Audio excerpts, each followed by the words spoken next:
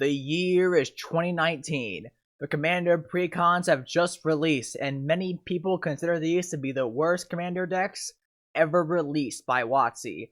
But one of them in particular was hated most of all, with its only redeeming quality being a brand new card that would hit $40 and proceed to rise even higher, which is now banned. So the question of today is it possible for me to fix a Precon from 2019? So like the lore of this video, the funny haha is Gavin Verhey traveled through time to grab me, and he was all like, "Hello, Bounce Man. I'm Gavin Verhey from Wizards of the Coast, and today I need to take you back in time and help us fix the Mystic Intellect Precon from 2019. Can you do that for me?" And then I'd be all like, Sure, Gavin. Sure, no problem. No problem, man. You know, I actually bought that deck when it released, and I was pretty disappointed too. So I would just love to go back in time and make it better so it's not such a weird, clunky mess on release. I got you, man. No problem. So first, let's go back to the old Precon and just try and identify what problems it had. So real quick, let's go over Sevinne here. 2 blue, red, white for a legendary 2/2 human wizard. Prevent all damage, any damage that will be dealt to Sevinne. Whenever you cast your first instant or sorcery spell from your graveyard each turn, copy it. You may choose new targets of a copy. So it's pretty clear here that, you know, they wanted this deck to be Jeskai, Spellslinger, Flashback. I think that was a whole thing with that year too, was that like each deck was supposed to have like a mechanic theme. So Sevinne here was meant to be the Flashback deck. So we'll start with the basics here. Land base was always kind of mid for these Precons back then. You know, it's just tap lands, you know, your gain lands, your stone quarries. Oh my god. And your guild gates, right? Bounce lands are solid. Evolving Wilds is not terrible in my opinion. You got a Myriad Landscape, and you got this Temple of the False God. Just good old temple. Moving on to the ramp here. I think this was where it became kind of obvious that it's like, alright, this is not great. These lockets are just not good. They gave you the Azorius locket and the Izzet locket, but they didn't give you the Boros locket for some reason. I don't know why. Like, there's no signets at all for some reason. There's also this Scare Tiller, which to be fair, every Precon got, but 4 mana has to become tapped to put 1 land card into play. Like, it's just not good. And of course, there's our favorite Goblin Dockside, which is no longer legal. Womp womp. And that's Burnished Heart, which is, I think 2019 people were still kind of riding the Burnished Heart train.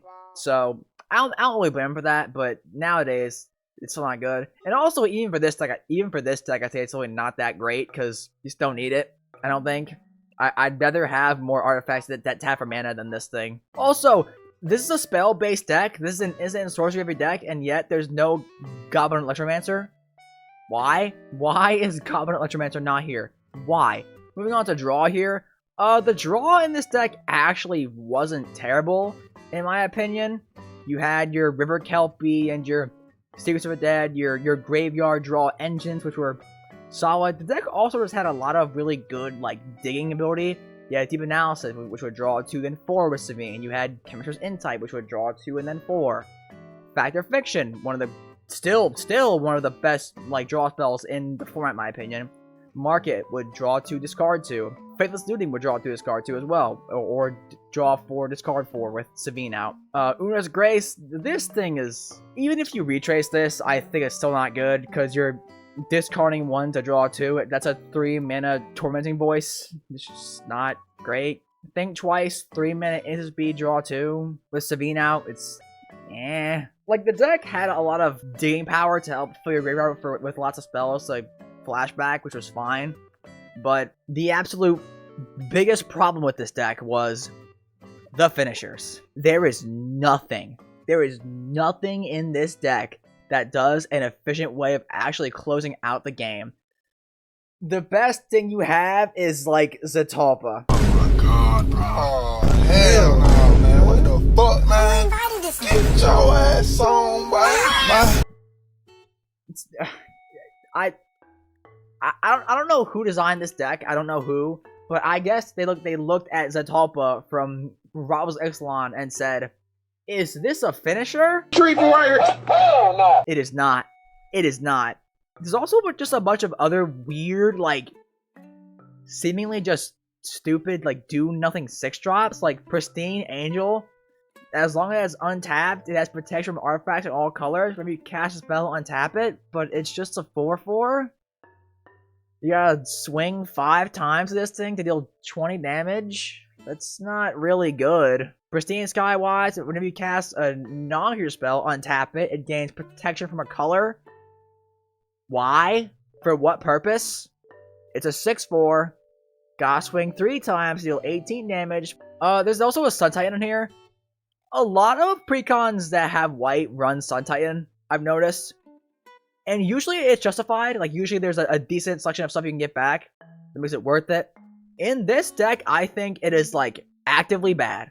I think it is, like, actively bad in this deck. You get back, like, Gutter Snipe, Burnished Heart, your Cliffside Rescuer, your Dockside if it dies somehow, and Thalia's Gaius Caller. And that's kind of it. I guess you can get back your Lockets after you've paid 5 mana to draw 2 cards. Ooh. And then beyond that, if we're talking like spells that actually close out the game, Stormherd I think actually can end the game. Problem is you gotta draw it. Which, in a deck with no ways to actually tutor for it, might not happen. Might not happen, man. Flashback to Increasing Devotion, which if you have Sevinne now will make 15 tokens, not 10, because the copy is not cast. So you will make 15 1/1s. I guess that does kind of close out the game, because I mean, you know, swing with 15 1/1s in 2 turns you've done 30 damage. That can kind of get there, I guess, I suppose, yeah. And then there's Devil's Play, which can be a heat ray or fireball, whatever we preferred terminology is, that does twice X damage. So you pay 13 mana into this thing and it does 20 damage with Sevinne, which still only does like half of somebody's life total, which is like not really that good. Oh no, that's kind of, oh boy. This deck has a lot of problems, but I'd say the biggest one by far is just a general lack of card quality. Even with Sevinne out, copying most of these flashback spells just isn't really that much of a payoff. Devil's Play, dealing X damage twice is just not good. Drawing 2 cards and then discarding 2 cards twice is not really that good. Making someone's creatures a 1/1 twice just does nothing. Mystic Retrieval in a deck where you're trying to flashback spells isn't really that useful. Dealing 2 damage to each creature without flying twice for 6 mana just isn't a good rate. Think twice. 3 minute instant speed, draw 2. That's just not good. Like, even with Sevinne out, flashbacking most of these spells just straight up isn't good. Which is insane considering the fact that Sevinne is supposed to be your commander that makes all these like old flashback spells a lot better. So when I was looking back at this deck, trying to fix it, the biggest issue I noticed was that even if I tried to make this flashback pile of cards work, it just wouldn't. Because no matter what I do, I'm still stuck with these low quality cards that just don't do enough with Sevinne as the commander. So I'm looking through this deck, and I'm trying to figure out, like, what I can possibly do to make this deck work. What could the designers possibly have done to make Sevinne a much more enjoyable, much more playable commander than he is nowadays? And then, I stumbled upon this one interesting card called Backdraft Hellkite. Backdraft Hellkite is a 3 red, 5 mana value, 4/4 flying dragon with, whenever it attacks, each instant and sorcery card in your graveyard gains flashback until end of turn. The flashback cost is equal to its mana cost. So, if we take Sevinne and Backdraft Hellkite, and we instantly have a much more interesting commander. So now we actually have a clear avenue to fix this deck and make it much more playable. Let's fix it. But first, we have to establish the limits I have on myself when making this deck. 1. No cards printed from after this Precon debut can be added to the deck. I could add an Underworld Breach and all of these like new power crept cards that would make this deck better, but that's not fair to designers of this deck back in the year 2019 because they wouldn't have those tools available to them. If I were to add a bunch of new cards to this 2019 Precon and say, hey, I fixed it, that wouldn't really be fair to the original design team. 2. I am not allowed to cut any of the new cards that debuted with this Precon. I actually did end up cutting Dockside at the end of the video for the sake of simplicity, because I don't want someone to actually want to buy this deck, but then they gotta like cut Dockside and remove it and put a new card in it and like copy the list and make their own version of order, and it's just weird. 3. No insane price cards. I think it's fair to say that everyone would want a Ristic Study and a Mystical Tutor and all these like high $20 cards and these Precons, and you get like $300 worth of value from these $40 decks. I think it's fair to say that if I tried to do that as a WotC designer, they'd say, hey, no, you can't do that. That's like $400 in a $40 product. That's not okay. That's not okay, bro. And finally, I have to consider myself as a WotC designer, which means I have to consider any sort of stipulations about the cards I want to add before adding them.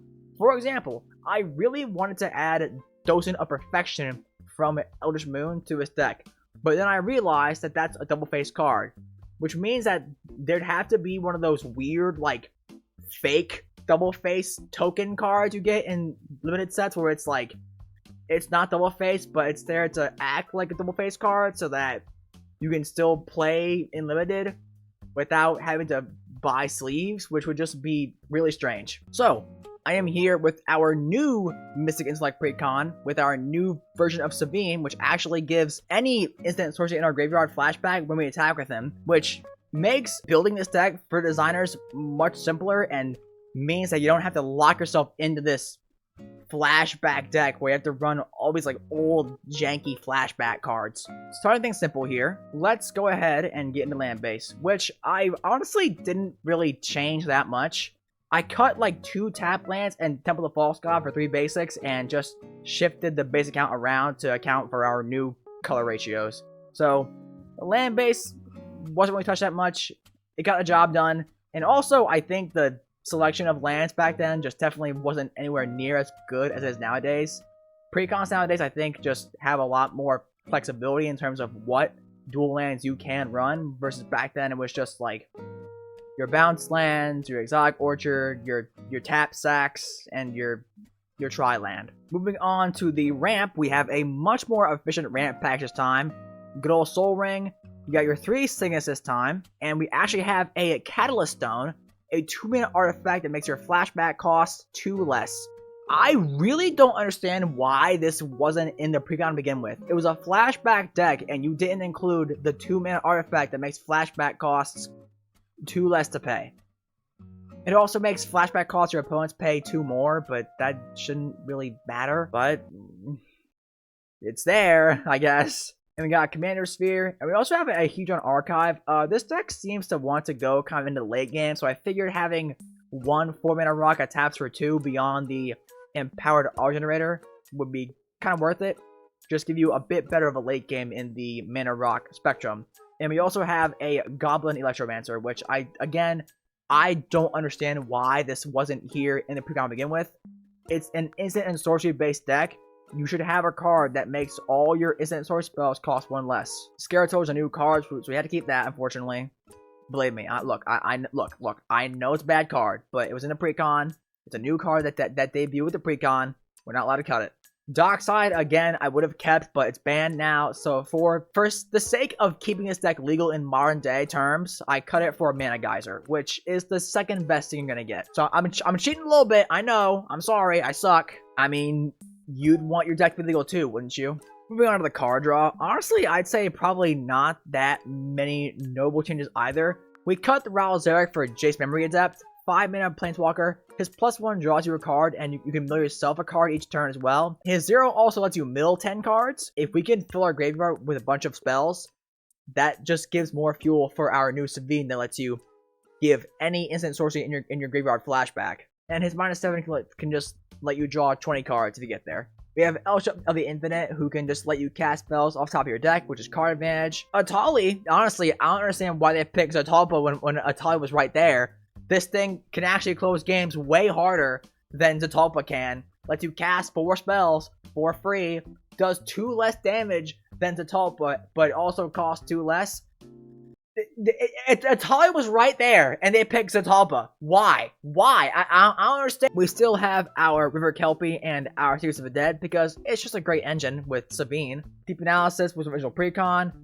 We also have a Ponder and a Brainstorm just to give us a bit of card selection in the deck as well if you want to, for a single mana. Chemist's Insight, Factor Fiction, Frantic Search, and Is It Charm all give us options to draw cards and discard cards and just fill our graveyard and just give us card selection, and just all in all just makes the deck a lot more smoother. Filling your graveyard is very important in this deck because you do want to be able to get spells into your graveyard to flashback with our new Sevinne. I also put in a Firemind's Foresight. 7 mana is a lot, but it does let you get just any 3 spells from your deck that are instants with mana value 3, and then do the same for 2 and 1 drops. So you can grab your Chaos Warp, your Counterspell, and your Source of Plowshares, or your Frantic Surge, Increasing Vengeance, and Full Maternity. It's just, 7 mana is a lot, it is. Just lets you get a really good package of instants for future use. Moving on to removal here, Burning Vengeance was in the original deck. Cast spells in graveyard lets you deal 2 damage to any target, so just lets you shock things down if you need to. Chaos Warp is 3 mana, shuffle any permanent into their deck, flip top card, and put it into play if it's a permanent card. Counterspell, 2 mana Counterspell, it's just good. Disenchant, 2 mana, blow up any artifact or enchantment. Look, you might think it's weird, but frankly, this thing is way better than Rare Distortion. So don't look at me like I'm crazy. Is It Charm? Can spell pierce something, can shock a creature, or can let you draw through this card too. All in all, just a really good card for this deck. It has every mode you could possibly want. Source of Plowshares, again, was not in the original deck for some reason. I don't know why, but it wasn't. And Wing Shards, 3 mana instant, target player sacks an attacking creature, and then it has Storm. So if somebody wants to try and swing out at you, hey, guess what? Wing Shards, maybe you brainstorm beforehand, maybe you Factor Fiction beforehand, and you make them sack 3-4 creatures. Maybe a ton if they decide to cast 5 spells for attacking, like a silly. Moving on to the suite of board wipes here. Blasphemous Act. Honestly, I kind of don't understand why this wasn't in Visual Precon either. It's 13 damage, but Sevinne prevents all damage that will be dealt to him, so it seems kind of like a no-brainer. Divine Reckoning. Each player chooses a creature they control, destroy the rest, and then it's got flashback, so you can do it again later on. Dusk destroys all creatures of power 3 or greater, so it dodges Sevinne. And it also has a recursion mode on the graveyard side, which lets you return all creatures of power 2 or less from your graveyard to your hand. So you can get back your Cliffside Rescuer, your Electromancer, your Gutter Snipe, your Monster Mentor, Thermal Alchemist, just all your really good, like, spell slingy 2-drops. And finally, we have Magma Quake, which deals X damage to each creature without flying each Planeswalker, which once again dodges Sevinne, because Sevinne has the damage protection effect on him. Moving on to the most important part of the deck here, how do we win? Because the original Precon just did not really have any good win con at all. You can do it the old attrition way. We have Young Pyromancer, Thermal Alchemist, Tall Ran, Thalia's Geist Caller, Monastery Mentor, Gutter Snipe, and a Crackling Drake. All of which are cards that give you bonuses for casting instant sorceries. So you can do it the old-fashioned attrition way and just keep slowly grinding the game out, making 2/2s of Tall Ran, making 1/1s of Young Pyromancer, dealing damage with Gutter Snipe, and just overall just do it the hard, old-fashioned way, just grind the game out by casting multiple spells as the game goes on. But chances are good you actually want some big haymakers to actually close the game out, right? Right. So, we have Empty the Warrens, 4 mana sorcery, put 2 1/1 red goblin creature tokens on the battlefield, and it has Storm. So, you know, you get a Mana Geyser off, maybe you just swing with Sevinne and you cast like a Frantic Search, a Factor Fiction, and a Brainstorm. right? Right. And then you just cast Empty the Warrants and make 8 1/1s for 4 mana, as opposed to 9 with increasing devotion, which, by the way, I still think is actually somewhat decent in this deck. Fun fact, because Sevinne would give all our stuff flashback, you can actually cast devotion for 5 mana with our new Sevinne and still get 10 1/1s, which is pretty good. My favorite new addition to this deck, Rite of Replication. If you kick this thing, you make 5 copies of target creature, so you can get 5 Gutter Snipes and just cast like 3 spells and win the game. You can get 5 Monster Mentors and get a bunch of Prowsing Monks in the field instantly. You can get 5 River Kelpies and just start drawing tons and tons of cards. You can get 5 Young Pyromancers and just get a bunch of 1/1s. Or, you know, if all else fails, just make 5 copies of your opponent's best creature. And finally, we have a Sphinx Bone Wand. Whenever you cast an instant or sorcery spell, you may put a charge counter on Sphinx Bone Wand. If you do, Sphinx Bone Wand deals damage equal to the number of charge counters on it to our creature or player. Now, you might read this one and think, hey, that thing seems kind of slow, but is it slower than Zatalpa? Now, one thing the WotC designers actually do consider when making these precons is, do these decks have an upgrade path? And usually, new players want to take these decks and upgrade them, put new cards in them, and make them their own, make them better, right? So, we don't want to give new players just out of the box busted deck that has no reason to ever be changed. So, the question to ask is, does this deck actually have some kind of upgrade path? And I think it does. You may have noticed I actually did put a couple of Storm cards in here with Empty the Warrens and Wing Shards. So, because our new Sevinne does give anything in our graveyard flashback when he attacks, maybe you want to do this like self-mill Storm deck. Maybe you want to build this deck to be self-mill tons of cards, and eventually you build up to this one big turn where you swing with Sevinne and you cast back a bunch of cantrips and rituals, and you cast like 30 spells a turn to get one massive Storm card off, like Empty the Warrant, or maybe you want to buy new ones like a Mind's Desire or a Temporal Fissure. Elsha of the Infinite, I still think, is a great alternative commander to this deck, because you can once again just build a deck as this like top deck matters non-creature spellcaster. Maybe you want to stick to this theme of trying to attrition the game out with tall Rans and young Pyromancers, and you want to buy yourself a Dose of Perfection. So I do think this deck actually does have a very, well, varied upgrade path that you can go down. There's lots of options. You can build Storm, you can go into the creature token theme with all the tall Rans and whatnot. You could swap to Elsha if you want as well. I really do think that our new version of Sevinne does allow for a much more interesting take on this deck. You're not forced into running all these like weird, bad flashback cards. Like, even when you copy them, they're not that good. You can play any instant and sorcery you want. You can give any spell flashback in your graveyard. And I think the fact that Sevinne has to attack to make this ability activate is perfect, with the fact that Sevinne already has the prevent all damage clause that he has attached to him. Call me crazy, but I do think that this is honestly a much better precon out of the box for 2019 compared to what we got. Thanks for watching. If you enjoyed, consider subscribing and liking the video. It helps me out a lot. I do mostly daily shorts of brain rot content, and if you want more content from me, I actually stream live on my live channel. I am playing Silent Hill 2 over there right now. What is this? A syringe of heroin! Let's go! So if you want to come and hang out with me when I stream, it'd be pretty cool. A link to this new deck list will be in the description if you want to check it out and maybe even buy it for yourself. Hope you enjoyed. Thanks for watching.